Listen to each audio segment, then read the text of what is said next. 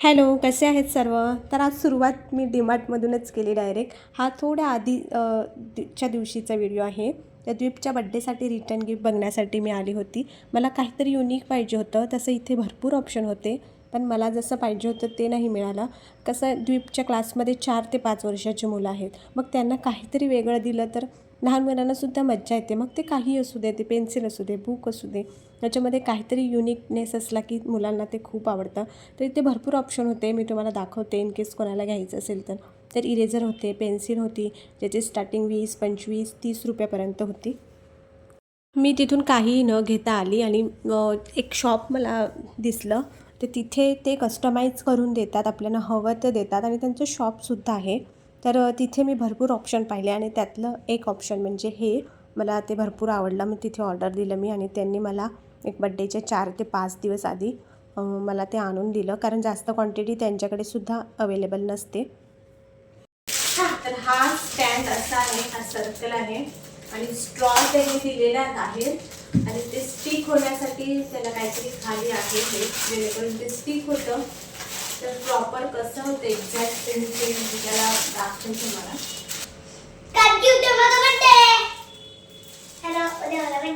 तर हे मुलींना बहुतेक करून पिंक कलर जास्त आवडतं. प्रत्येक गोष्ट त्याला पिंक हवी असते.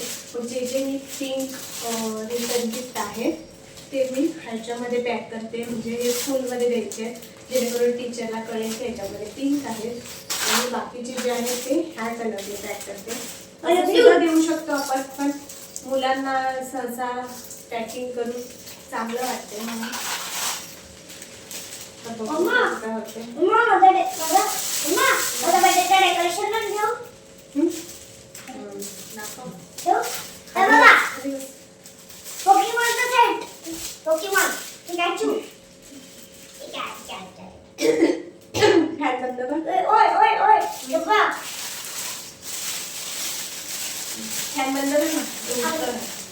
आधी पिंक कलरचे मी काढून घेते.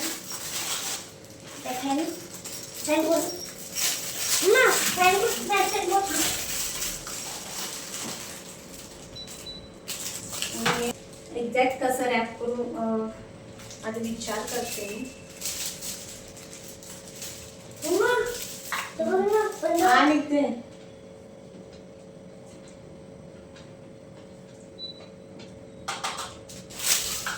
पर्पल आणि ब्ल्यूला पण मी ब्ल्यू कलरची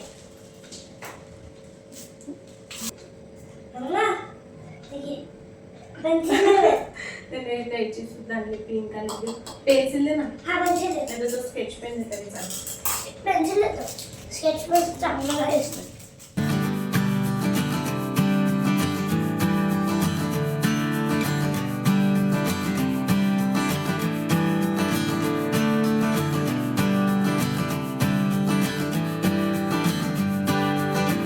व्हिडिओ आपण फास्ट फॉरवर्डमध्ये करतो आणि आपल्याला असं वाटतं की हा लगेच झालं, पण त्या गोष्टीमागे लागणारा वेळ हा भरपूर असतो. पण आवडीचं काम असेल तर काहीच वाटत नाही, कितीही टाईम जाऊ. मग थोड्या वेळानंतर द्वीपसुद्धा मदत करायला आला. मग त्याने एक टेप सेलो टेप काढून दिली आणि भरपूर मदत झाली त्याचीसुद्धा. बाकीचे गिफ्ट्स आहेत ते सुद्धा मी काढून घेते, म्हणजे त्याच्यातले पिंक कलर आधी सर्व मी आता रॅप करायला घेतलेत. मागे तेच रॅप करून घेते आणि त्यानंतर बाकीचे जे कलर आहेत ते करून घेते. आता वाजलेत 11 आणि पॅकिंग डन. तर हे सर्व करताना आता पसारासुद्धा झालेला आहे, तो आवडते. तर आधी मी अशी पॅकिंग केलेली, पण ते प्रॉपर होत नाही म्हणून मी असं केलं. Hello, good morning. तर आज आहे 6 डिसेंबर आणि द्वीपचा आज आहे बड्डे. आमचं प्लॅनिंग वेगळं होतं की त्याला बाहेर थोडं घेऊन जाऊ कुठेतरी, जेणेकरून तो खेळू शकेल. पण तो रात्री रडायला लागला की मला सर्वांना बोलवायचंच आहे, माझ्या फ्रेंड्सला. मग आता वेळेवर प्लॅन चेंज केल्यामुळे वेळ कमी आणि कामं जास्त आहेत, कारण की आम्ही काहीच मतलब रेडीच नव्हतं, कारण आम्हीच केक कट करून बाहेर जायचं प्लॅनिंग होतं. मग फ्रेंड्सला थोडं लवकर बोलवलं आहे, जेणेकरून आम्हाला थोडं बाहेरसुद्धा जाता येईल असं करून. मग आता कसली ऑर्डरसुद्धा दिली नाही, की केकची वगैरे सर्व वेळेवर देते. आता मी बाहेर चाललं, थोडंफार काय काय सामान आणायचं ते आणून घेते. द्वीप आता आंघोळ करतोय. चल, काय आणलं? आम्ही 10 वाजता गेलेले, आता वाजलेत 12. हे सर्व ह्याच्यासाठी आम्ही 10 दुकानं फिरले असतील पण मिळालं नाही. फायनली मला मिळालं. आणि दुकानवाल्यांनी मला चॉकलेट फ्री मध्ये दिला 5 रुपयाला. जिकडे ज्या दुकानात जाऊ तिकडे त्याला प्रत्येकाने काही ना काहीतरी दिलं. त्याची मज्जा ना. जर आता खूप काम आहेत अजून. पहिले वादा दिलेला ना. हे बघा स्नॅक्स पॅकेट. असे बॉक्स मिळतात. आपण घरी सुद्धा पॅकिंग करू शकतो. 5 रुपयाला एक मिळाला मला. मी 35 आणले. आणि हे बघा अजून किती अजून आहे रिटर्न गिफ्ट. या रिटर्न गिफ्ट. आणि आता वेळेवर मला रिटर्न गिफ्ट नाही मिळू शकत म्हणजे अवेलेबल आहेत ते हे घेतले. एवढंच नाही अजून आहे. आणि हे काहीतरी नवीन मिळालं कर्टन्स ते सुद्धा 2 घेतले.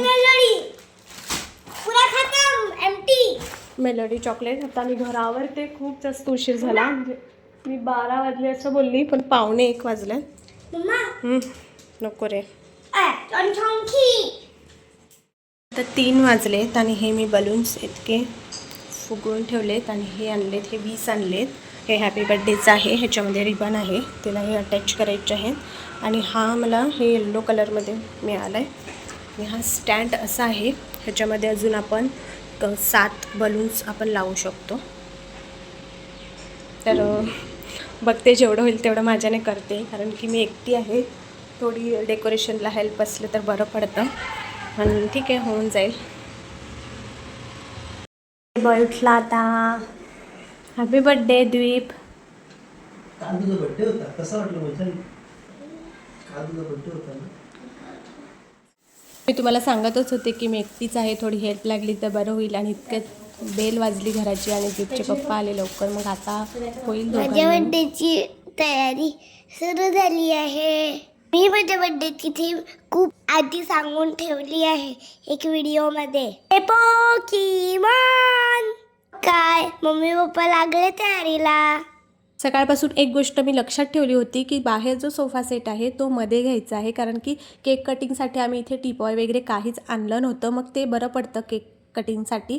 पण नेमकं वेळेवर विसरायला झालं. ज्यावेळी डेकोरेशन झालं त्यावेळी लक्षात आलं. मग पुन्हा डेकोरेशन काढावं लागलं कारण विंडो ओपन करावी लागली. आणि मग ते मध्ये 4 वाजले. इतकं डेकोरेशन झालं आहे. तयारीसुद्धा झालं आहे.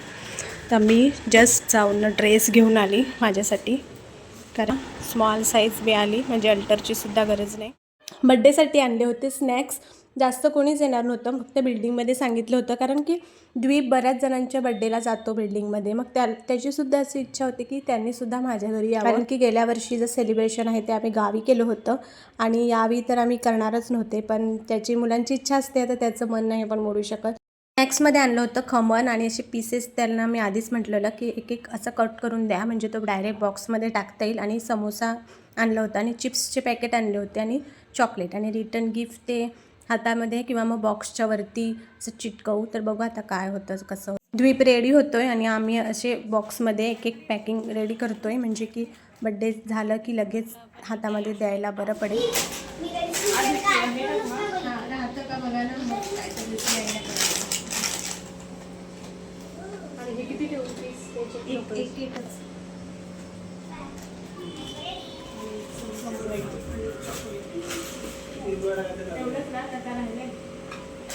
चिप्स चॉकलेट आणि चिप्स आणि हे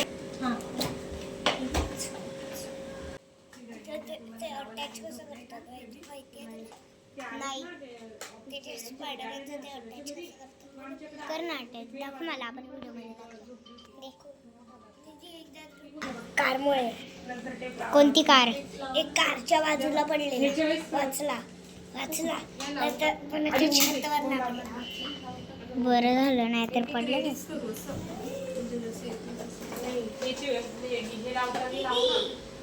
हा